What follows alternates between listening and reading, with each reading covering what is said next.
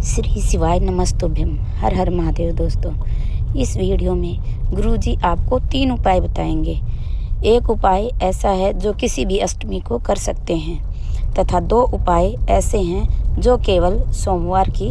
अष्टमी को करने हैं। इसलिए वीडियो को पूरा देखना। अब गुरुजी को सुनिए। कार्तिक के महीने की दोनों अष्टमी में से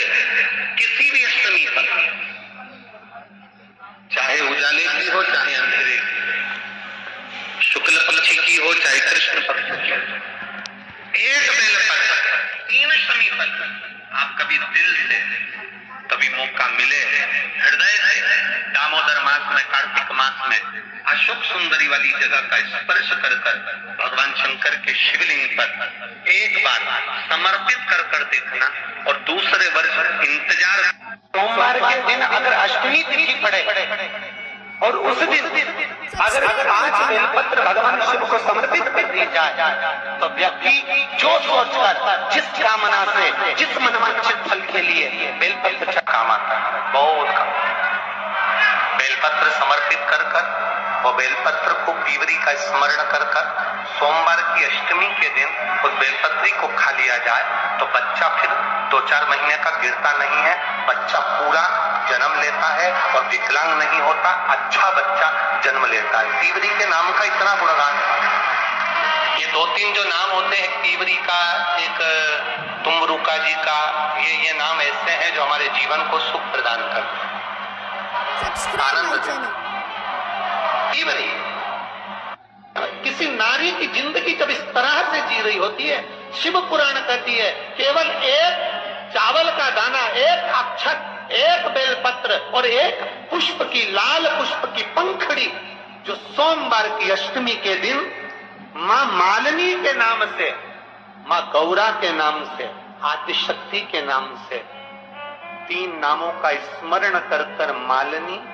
मां गौरा, आद्य शक्ति का स्मरण कर जो अशोक सुंदरी वाली जगह पर समर्पित कर देती है नारी, उसकी जिंदगी से दुख समाप्त हो जाता है और वो खुशी की ओर अग्रण्य हो।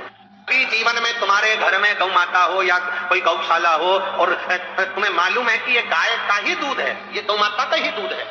तो कभी जीवन में अगर मौका मिल जाए, सब्सक्राइब माय चैनल। और अगर तुम्हें कोई कह दे कि तेरी किस्मत में सुख नहीं है, तेरी किस्मत में थक के खाना लिखा है, तेरी किस्मत में दुख लिखा है, तेरी किस्मत में हमेशा थक के खाना लिखा है, कोई कह दे तुमको, तो उसकी सुन लेना। और आखिरी में केवल बेलपत्री का ये बीच वाले भाग पर गौ माता, अगर देसी गाय अगर कहीं हो, उसका अगर दूध सुबह का समय का मिल जाए, शाम का दूध नहीं, सुबह का यदि दूध मिल जाए, इस बेलपत्री के मध्य भाग में, आप लोग आस्था चैनल पर आप इस पत्ती, बीच की पत्ती के मध्य भाग में थोड़ा सा दूध लगाकर, नीचे के भाग में भी थोड़ा सा दूध लगाकर, दोनों पत्तियों में गाय का घी लगाकर भगवान शंकर के शिवलिंग पर कभी मौका मिल जाए जिंदगी में एक बार, किसी भी सोमवार की अष्टमी के दिन शिवलिंग पर अगर लगा दिया जाए, जिंदगी में दुख तुम्हारे आसपास भी नहीं खटक सकता, सुख की अनुभूति होगी। उन्होंने पूछा ये समुद्र रास्ता नहीं दे रहा, क्या करें? तो किसी ने कहा कि ये काम करो, समुद्र के लिए बाण छोड़ देते हैं। भगवान इतने में जामवंत बोला, इतने में हनुमान जी बोले, क्यों छोड़ना,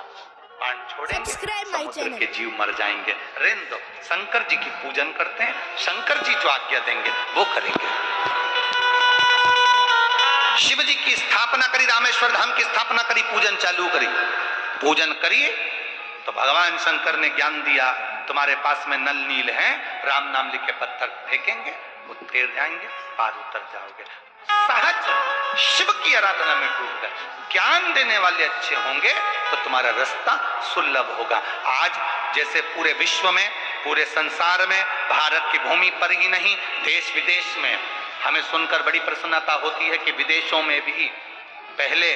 शंकर जी के मंदिर नहीं थे, पर अब विदेशों में भी जहां जहां राम और कृष्ण के मंदिर है, वहां शिव जी की स्थापना हो।